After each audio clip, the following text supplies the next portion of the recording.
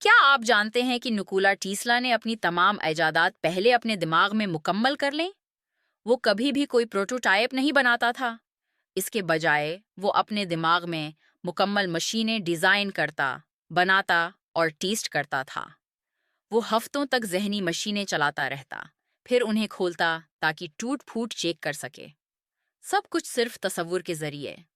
جب وہ شاعری پڑھتے ہوئے ٹہل رہا تھا تو گھومتا مقناطیسی فیلڈ کا خیال آیا۔ یہ دریافت نے جدید الیکٹرک موٹر کی بنیاد رکھی۔ اس ذہنی لیبارٹری نے اسے مواد اور وقت ضائع کیے بغیر ایجادات کو کامل بنانے کی اجازت دی۔ آج یہی تکنیک اعلی ایتھلیٹس، سرجن اور اختراع کار استعمال کرتے ہیں۔ وہ کامل کارکردگی کا ذہنی مشق کرتے ہیں۔ دماغ کی طاقت لامحدود ہے۔